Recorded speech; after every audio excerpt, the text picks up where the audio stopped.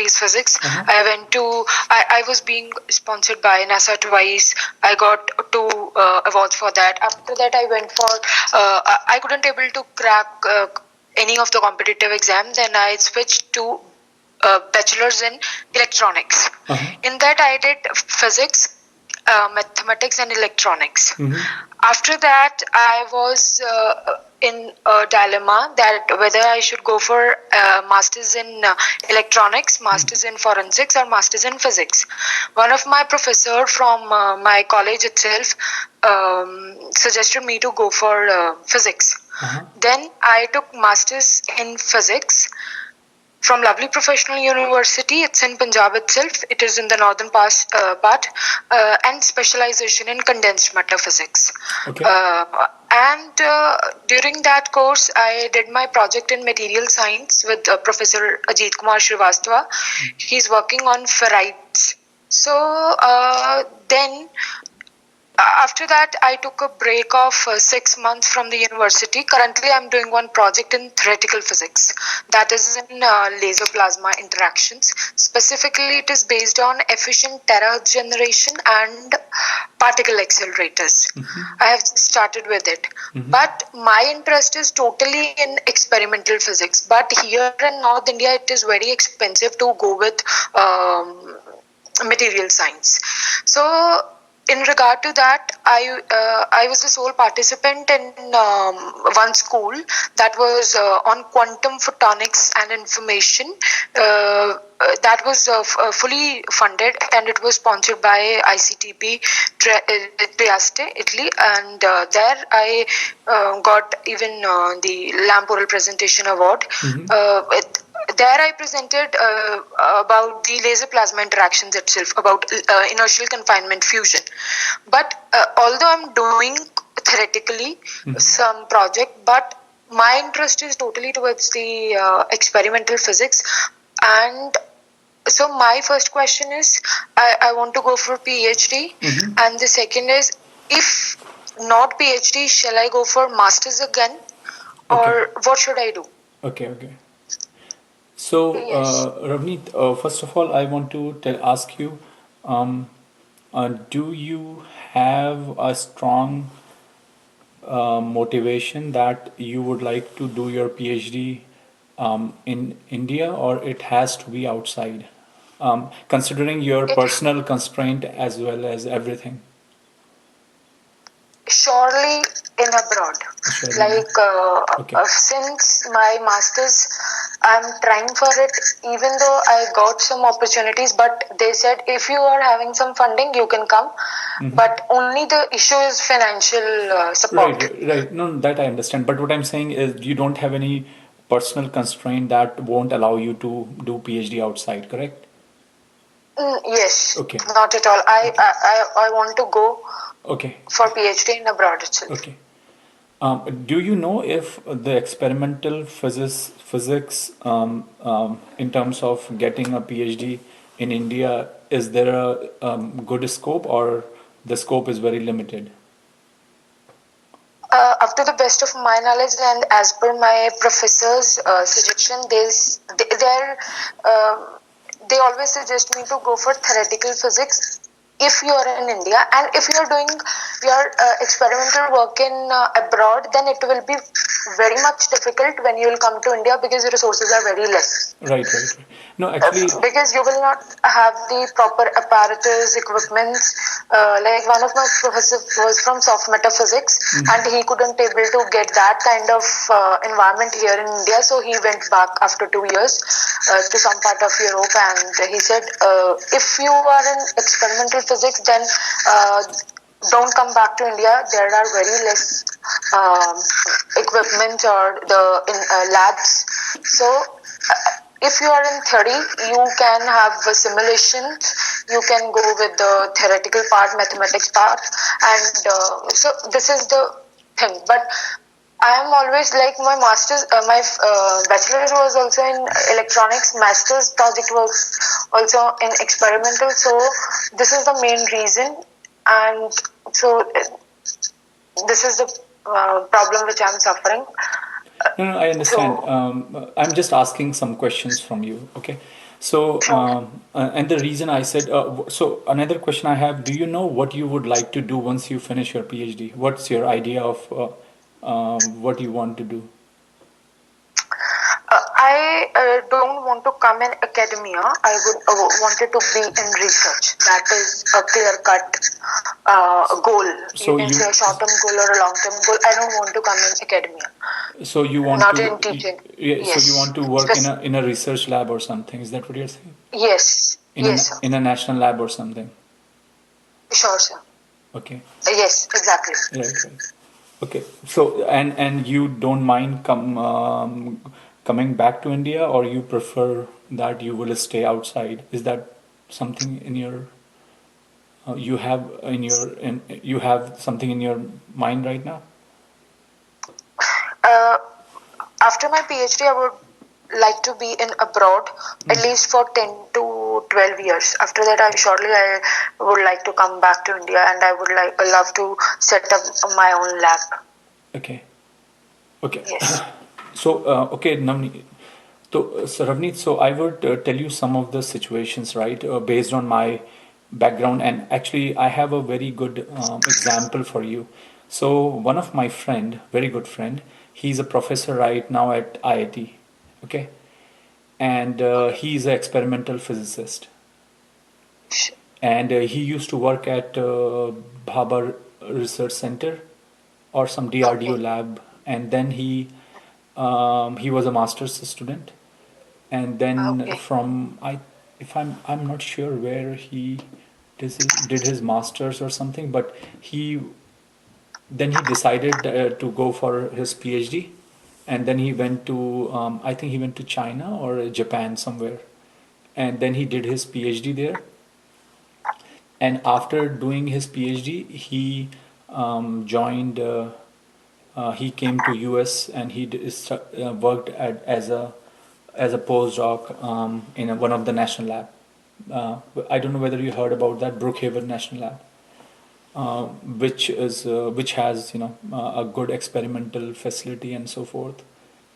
But then the problem came that, and this is like 5 years back I'm talking about, okay, that he was Okay. not able to find any job or things, and the reason is because most of this work for experimental physics is of is classified in nature, or very is like is related to some security stuff and all that, right? So Okay. then, as I said, then he has to go. He went back, and he was fortunate enough to find a job in India, and he is a professor now. But I spoke to him about 2 years back, if I'm not wrong, and he was saying that it is difficult for him, as he's saying, that to work experimental background. Only thing he was saying that, if I have to get a beam time or something, he can get it at Bark or somewhere. I think that's the only place Yes. that you can do.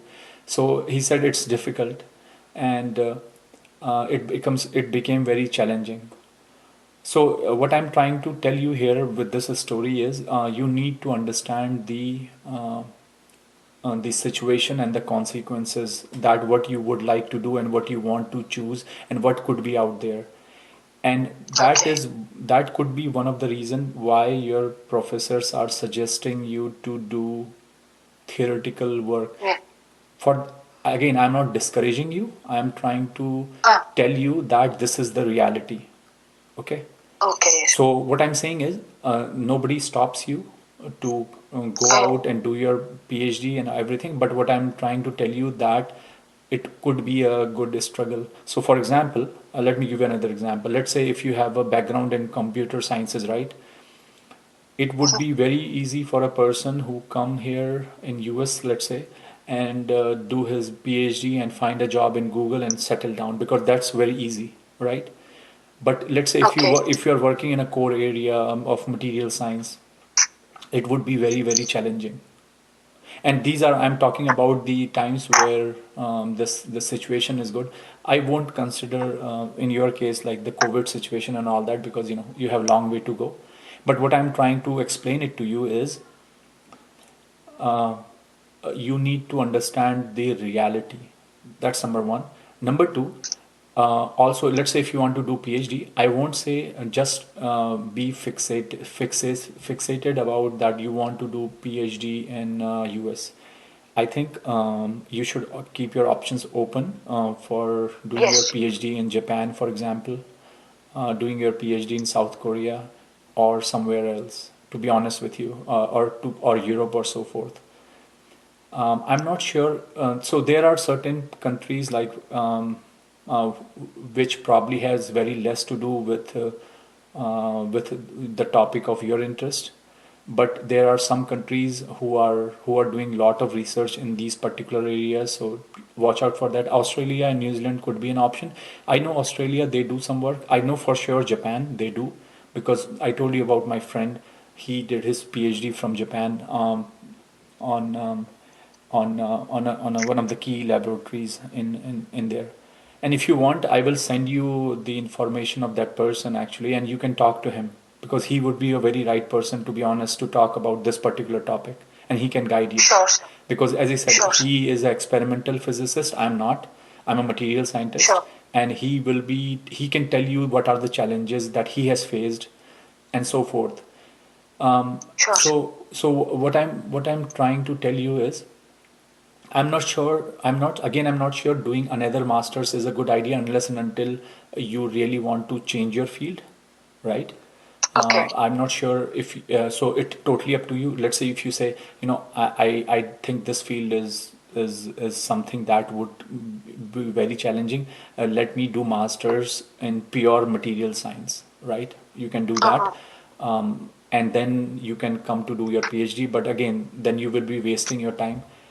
But I would Yes. say another thing, another possibility for you would be is within India, if you can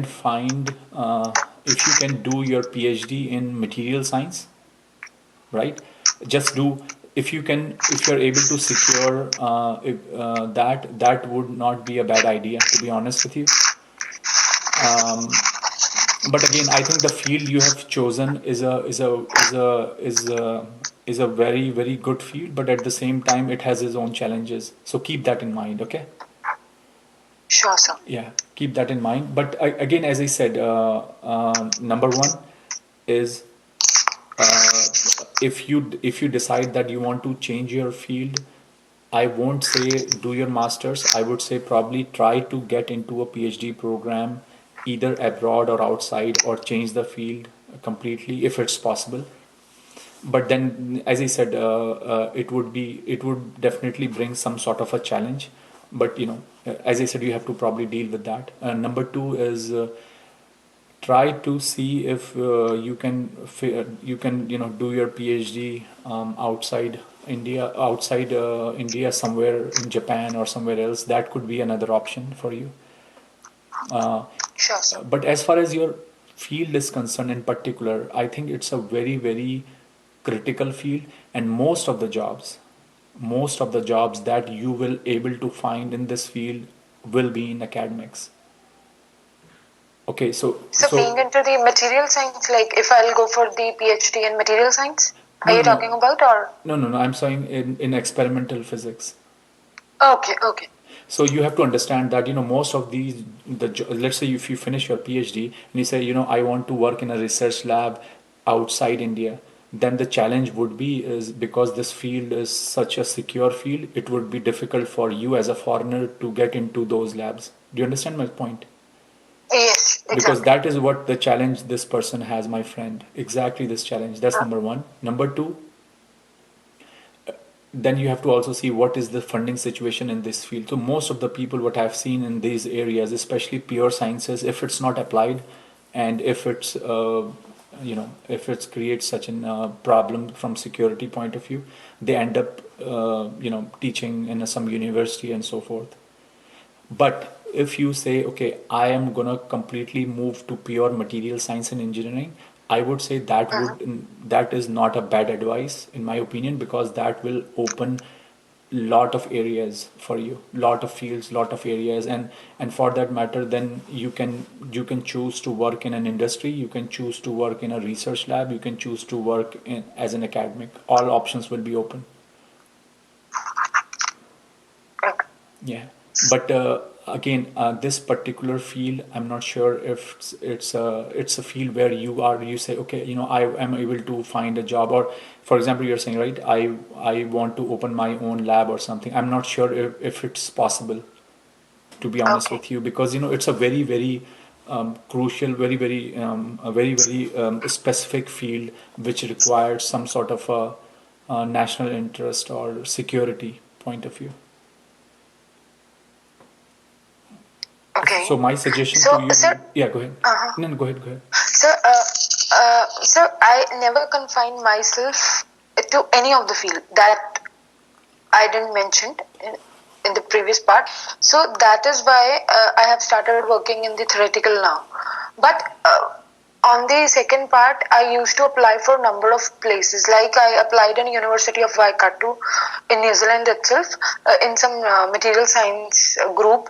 And like when I say I never confine myself to any specific field, either it is material science or it is some other field. So the problem or the challenge which I used to face since 2018 when I was done with my masters, they I think they feel that my background is not matching, is not in resonance with their research which they are doing.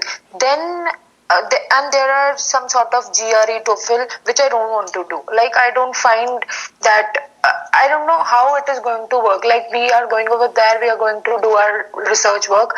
So these kind of prerequisites are also, I feel, very out of the box kind of thing.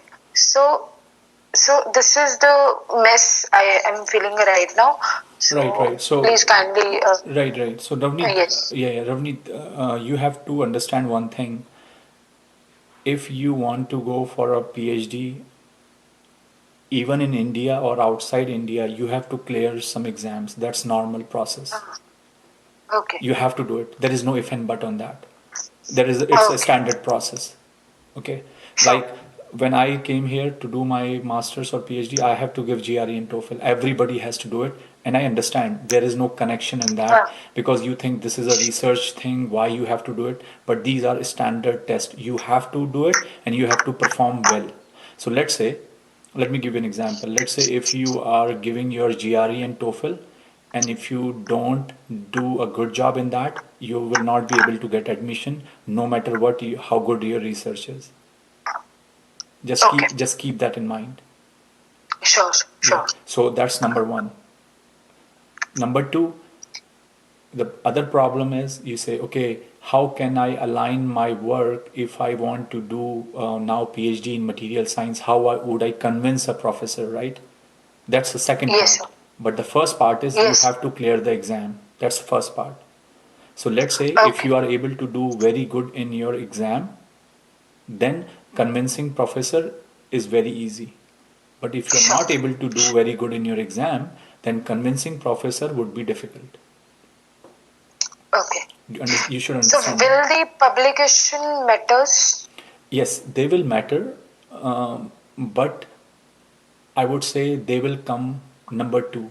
Number one would be Uh, your score. So yeah. let me tell Okay. you very frankly, if your score is very, very good, and if you have just one publication, you will be fine. But if your score Okay. is very, very poor, or even Uh-huh. poor, and you have 10 publications, it doesn't matter.